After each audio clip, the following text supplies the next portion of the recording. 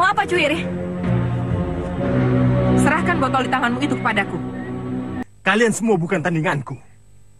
Tidak, Sawung. Aji Basa Pamungkas pura-pura lumpuh. Nyai.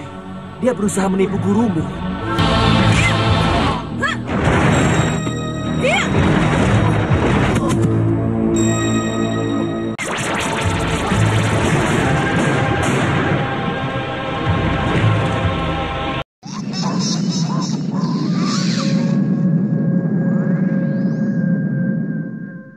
Apa aku bilang?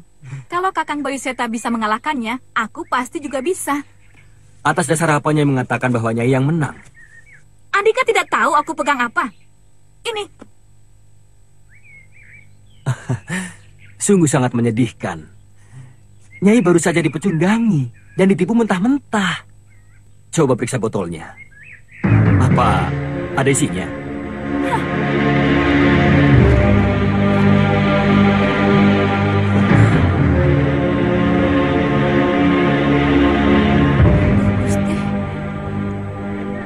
Kok bisa begini?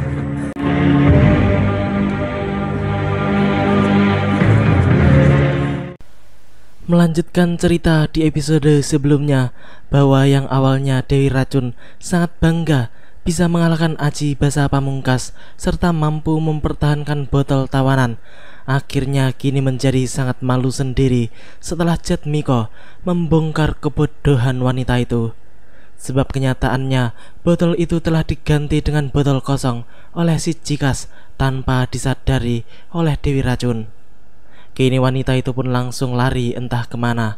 Ya, karena sifat keras kepalanya yang pada akhirnya mempermalukan dirinya sendiri. Di sisi lain, di padepokan Kiai Ageng Sebayu, tampak para kiai dan temenggung Danupaya sedang berkumpul dan mempertanyakan tentang keberadaan Dewi Racun, Jatmiko, dan Sawung Dahana. Menurut laporan Kiai Basari, Jatmiko dan Sawung mengikuti Dewi Racun yang pergi mencari Aji Basa Pamungkas. Mereka semua kemudian memutuskan untuk menyusul Jatmiko guna memberikan bantuannya. Kini kita menuju pada Aji Basa Pamungkas yang di saat itu baru saja lari dari pertarungannya melawan Dewi Racun setelah ia berhasil merebut kembali botol tawanannya tanpa diketahui oleh wanita itu. Mak Lampir pun kemudian menghina si Cikas yang dirasa dengan begitu mudahnya dikalahkan oleh Dewi Racun, padahal dirinya sendiri masih mampu menghadapi guru Mahesa itu. Namun mengapa Aji Basa Pamungkas yang ilmunya jauh berada di atasnya itu justru malah kalah dan pontang-panting? Aji Basa Pamungkas kalah pada Dewi Racun karena dia terkena panah asmara. Oh, indahnya. Indah apa? Kalah perang indah. Memalukan. Baru sekarang aku tahu. Sebenarnya, Mak Lampir... Aku tidak... Wah. Kalau tidak... Seharusnya kau tahu kemenanganku. Melarikan diri dari medan perang. Andika katakan menang. Yang dinamakan kemenangan adalah keberhasilan tujuan perang.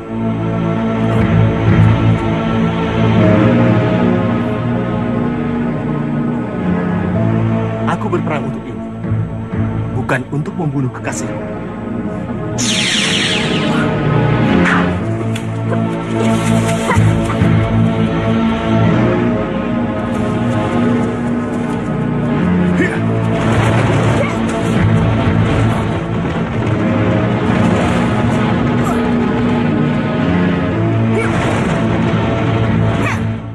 Ya, sungguh kasihan. Baru saja si Cikas menyombongkan kemenangannya di hadapan Mak Lampir sambil mengeluarkan botol tawanannya. Mendadak saja ada seorang pendekar bertopeng yang langsung merebutnya. Sebenarnya pendekar yang tidak bukan adalah Nyai Parwati itu telah mengintai sejak Dewi Racun masih membawa botol tersebut, lalu dihadang oleh Endang Cuiri. Setelah mendapatkan kesempatan emas, kini botol itu pun direbutnya. Setelah ia tahu kalau botol itu berisi para pendekar golongan putih yang sedang ditawan oleh Aji Basa Pamungkas. Nyai Parwati sendiri sebenarnya sudah mengetahui dan mengenal nama Aji Basa Pamungkas dari kitab Somala yang dipelajarinya. Bahkan ia pun tahu bagaimana cara mengalahkan murid murtad Ki Ganjar Somala tersebut. Kini ia pun telah dikepung oleh 3 orang lawan yang tangguh. Namun sama sekali ia tidak gentar menghadapi ketiganya. Buka cadarmu. Cepat, supaya aku bisa melihat siapa kamu sebenarnya.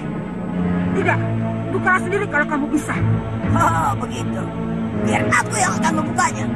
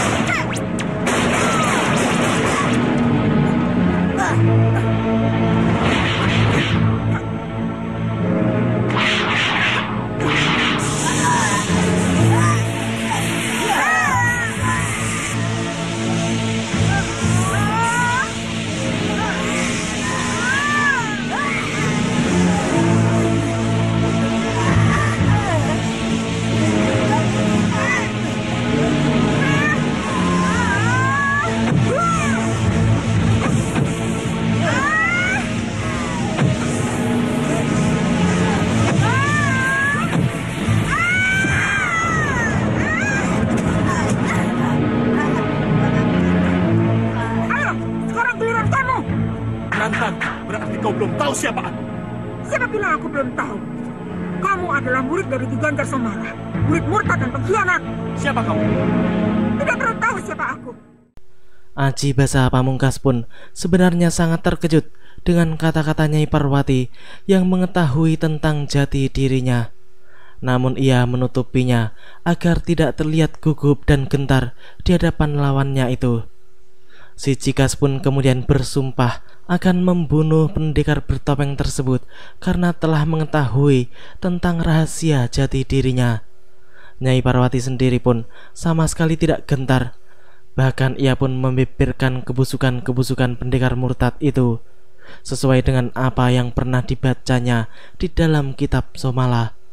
Ia pun juga mengatakan bahwa Guru Somala telah mengutuk si Cikas sehingga hidupnya tidak akan tenang sampai kapanpun. Mendengar perkataan pendekar bertopeng itu, amarah Aji Basa Pamungkas pun semakin memuncak. Lalu ia pun segera menyerang sambil mengeluarkan sumpah serapah.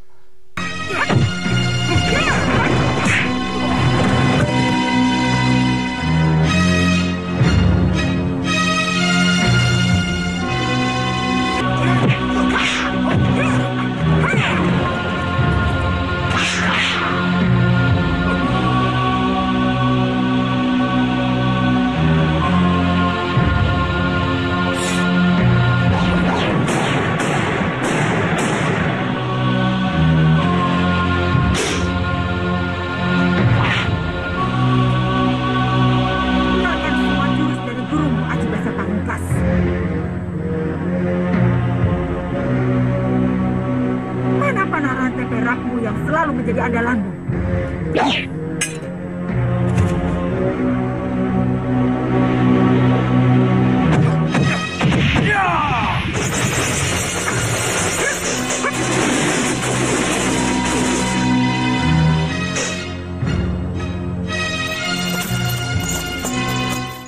Luar biasa, panah rantai perak andalan si Pamungkas langsung rontok dan hancur setelah menghantam kipas maut di tangan Nyai Parwati.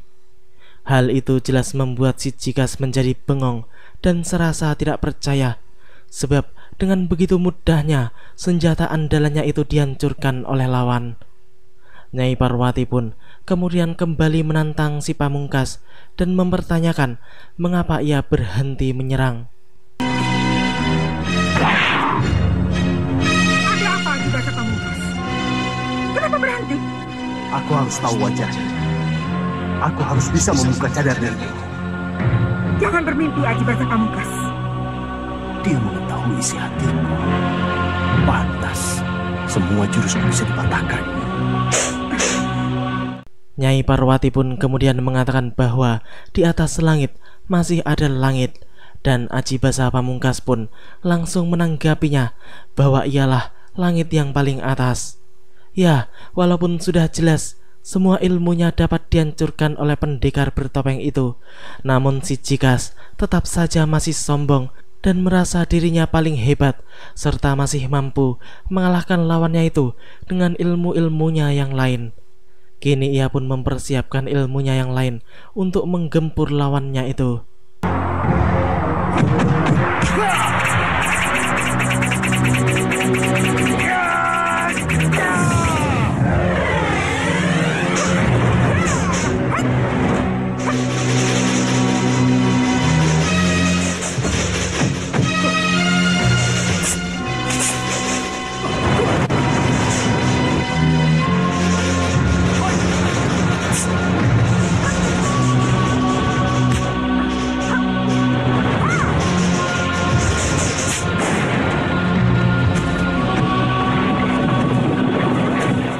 Luar biasa, tanah itu pun langsung terbelah setelah terhantam kipas maut Nyai Parwati, sehingga membuat pijakan Aji Basa Pamungkas juga terbelah menjadi dua.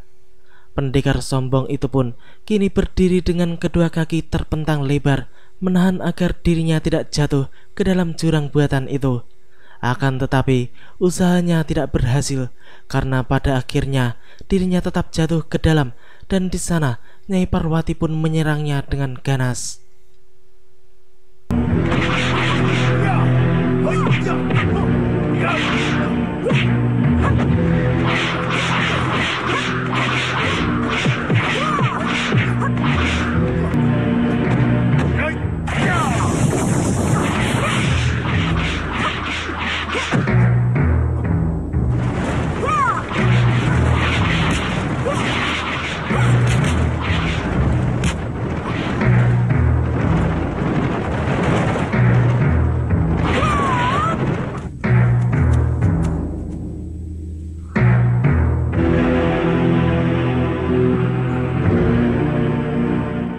Ya, si Jikas langsung kabur setelah mendapatkan sedikit celah untuk bisa melarikan diri. Mak Lampir dan Endang Cwiri pun mengikutinya. Kini pendekar yang telah kalah itu pun tampak sangat kesal. Lalu ia pun meminta Mak Lampir untuk mengeluarkan paso benggalanya guna melihat siapa pendekar wanita yang telah mengalahkannya tadi. Akan tetapi paso benggala si Lampir itu tidak dapat menunjukkan gambarnya, sehingga hal itu justru membuat si Jikas menjadi marah-marah.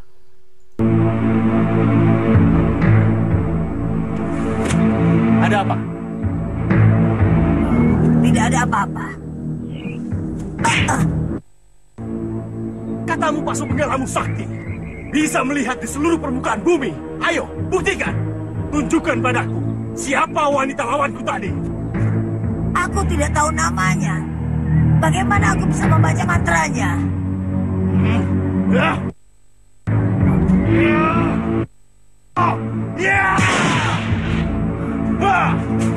Aku harus tahu siapa wanita itu. Aku harus tahu. Endang Cwiri dan Mak Lampir merasa begitu terkejut, miris dan ngeri melihat kekuatan Aji Basa Pamungkas yang luar biasa itu. Kini kita menuju pada para kiai dan temenggung Danupaya yang di saat itu telah memasuki wilayah Danawari. Mendadak saja muncullah seorang anak perempuan dan laki-laki kecil yang memanggil-manggil mereka dengan membawa sebuah buntalan kain berwarna biru. Anak perempuan itu pun kemudian memberikan buntalan kainnya kepada Kiai Ageng Sebayu. Lalu ia pun memperkenalkan namanya kepada sang kiai. Apa, Kiai? Sepertinya botol. Botol? Iya. Dari mana ini? Dari bibi. Mana bibinya? Itu. Kok tidak ada? Tadi ada kok. Sumpah. Ya, sudahlah. Tidak apa-apa, Nak. Nah, ini untukmu. Ambillah, Nak. Ambil ya. Makasih. Iya. Kedua anak itu pun langsung senang setelah mendapatkan uang dari Kiai Ageng Sebayu. Mereka pun segera berlalu dari tempat itu. Setelah melihat isi kain itu, memang benar isinya adalah sebuah botol. Namun para kiai itu tahu bahwa botol itu bukanlah botol sembarangan, karena di dalamnya terdapat para tawanan Aji Basa Pamungkas, kawan-kawan mereka yang sedang mereka cari. Mereka pun menjadi sangat penasaran siapa yang dimaksud Bibi oleh anak kecil itu tadi. Temenggung dan Upaya pun menduga bahwa wanita itu adalah Dewi Racun. Namun ia tidak habis pikir mengapa Dewi Racun malah menitipkannya kepada anak kecil itu dan tidak menemui mereka secara langsung.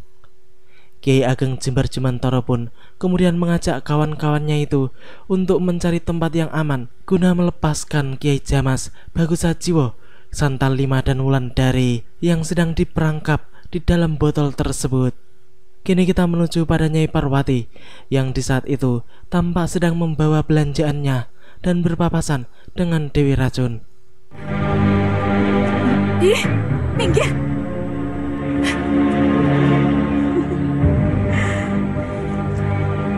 Marah Mbok ya sebentar saja. Jangan terus-menerus begitu. Bisa makan diri sendiri.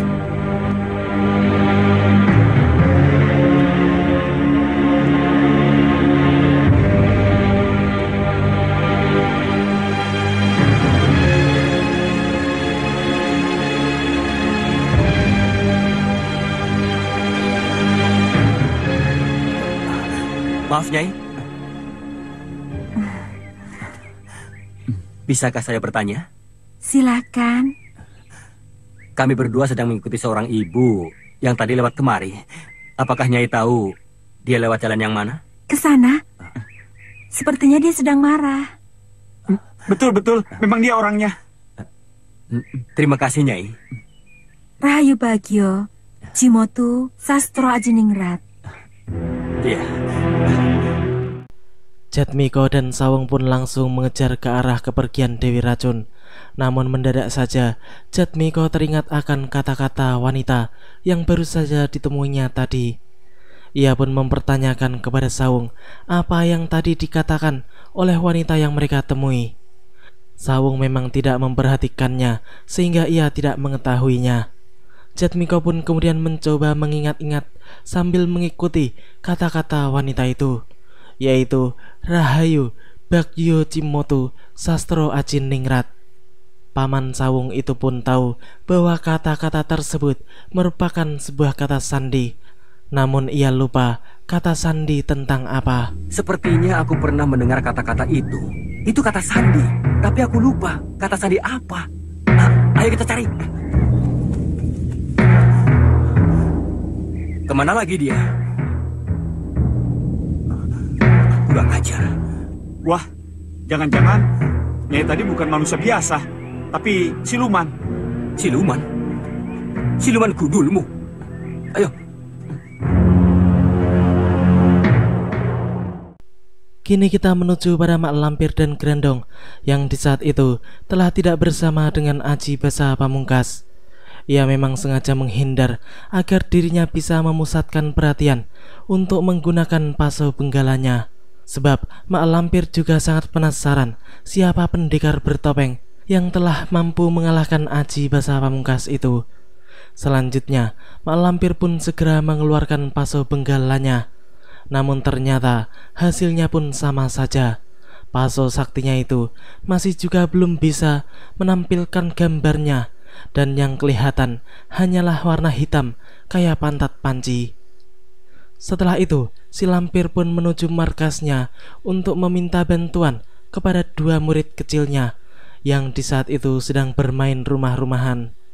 Si Lampir pun langsung mengajak mereka berdua menuju ke tempat pertarungan antara dirinya dan Aji Basa Pamungkas bertempur melawan wanita bercadar tersebut. Sementara itu, Nyai Parwati di saat itu sedang berada di sebuah desa yang penduduknya sedang beramai-ramai menuju hutan dengan membawa senjata di tangannya. Ada apa di sana? Ada siluman, Nyi. Siluman. Siluman apa? Siluman ular. Salah seorang dari kami melihatnya di dekat hutan.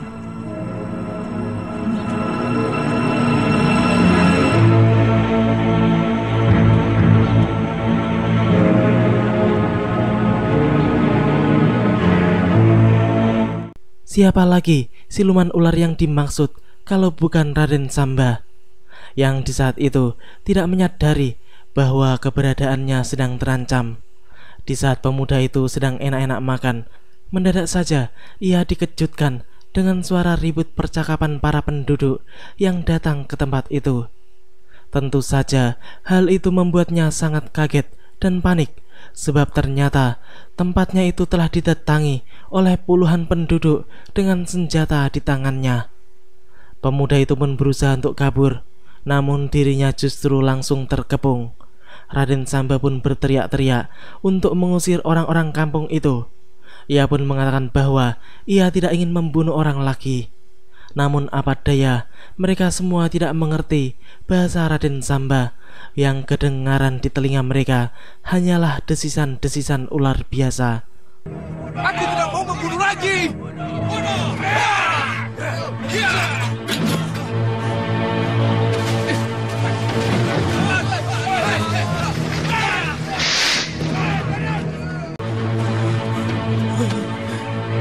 Ya Allah yang Maha Agung, ya Allah, tolonglah aku ya Allah. Aku sudah berjanji tidak mau membunuh orang lagi. Tolonglah aku ya Allah.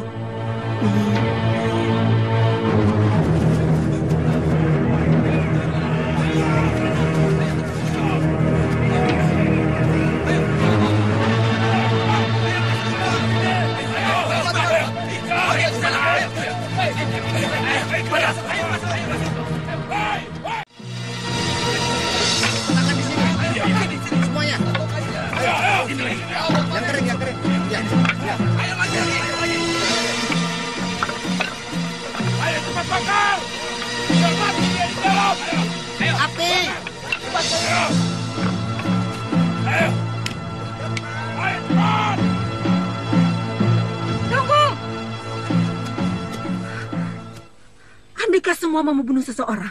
Apakah Andika sudah memikirkan akibatnya? Dia bukan manusia, dia ular siluman. Iya, betul. Dia ular siluman. Iya, bukan manusia. Katakanlah dia siluman. Apakah Andika sudah siap jika keluarga siluman itu membalas dendam? Bagaimana kalau para siluman itu membalas dendam pada istri atau kepada Andika sendiri? Andika sudah siap. Juga ya. Betul juga. Kalau dia balas dendam. Jika sudah siap, silakan. Aku hanya memperingatkan saja. Kamu aja sana.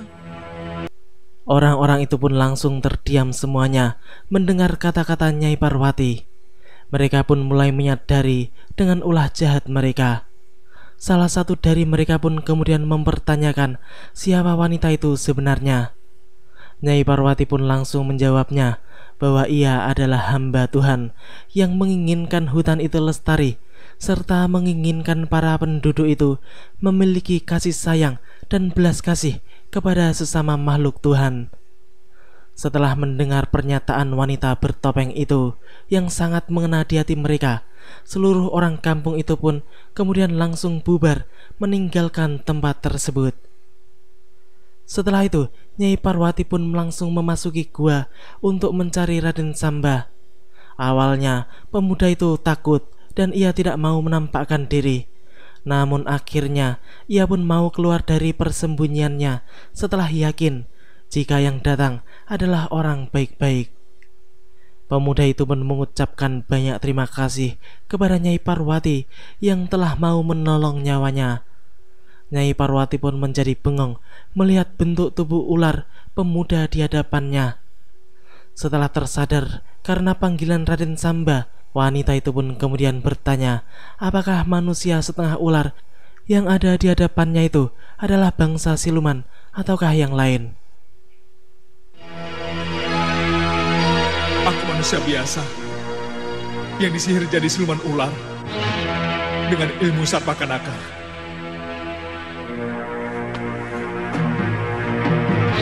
Siapa nama Andika? Samba. Karena aku putra seorang tumenggung, maka orang-orang memanggilku Raden Samba. Aku benar-benar menderita atas penyakitku ini, Nyai. Kemana-mana aku selalu dikejar-kejar orang. Sementara aku harus mencari makan, ingin kembali kepada orang tuaku, dan berkumpul bersama keluarga. Kadang-kadang aku saja. Aku ingin menceburkan diri ke jurang. Tapi mengingat bunuh diri merupakan dosa yang sangat besar dan dimurkai oleh Allah, maka aku urungkan niatku. Aku tahan penderitaan ini dengan harapan suatu saat nanti aku bisa bertemu dengan orang yang sanggup mengobati aku, Nyai.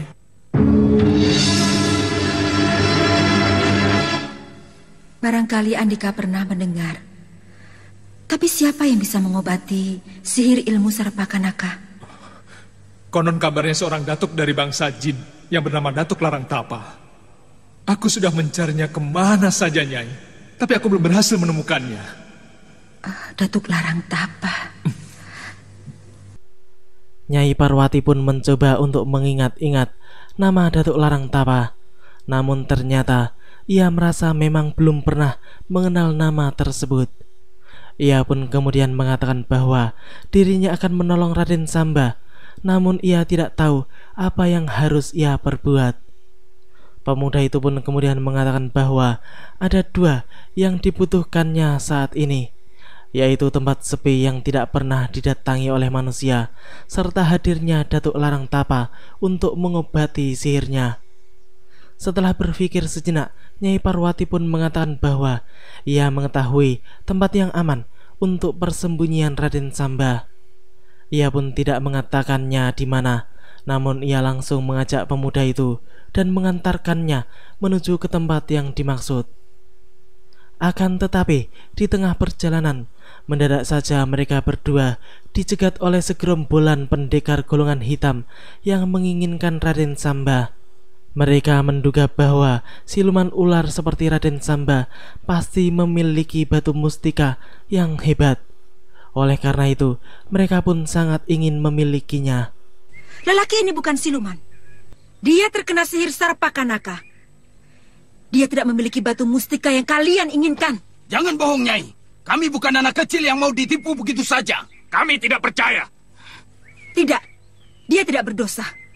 Apapun yang terjadi, tidak akan aku serahkan. Kurang ajar. Serah! Iya!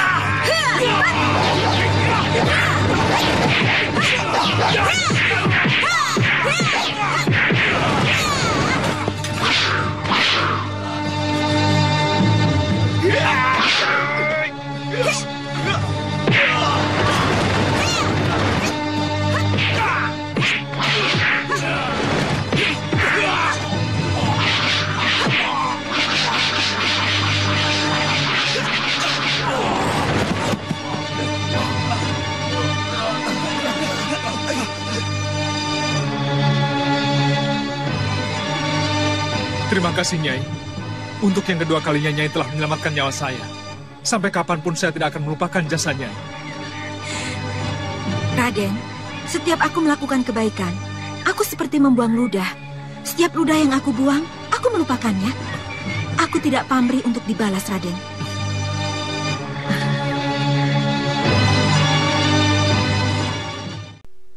Demikianlah alur cerita di episode kali ini. Nantikan kelanjutan kisahnya di episode yang akan datang. Terima kasih bagi teman-teman semua yang udah mau nonton. Jangan lupa subscribe, share, like, dan komen. Wassalamualaikum warahmatullahi wabarakatuh.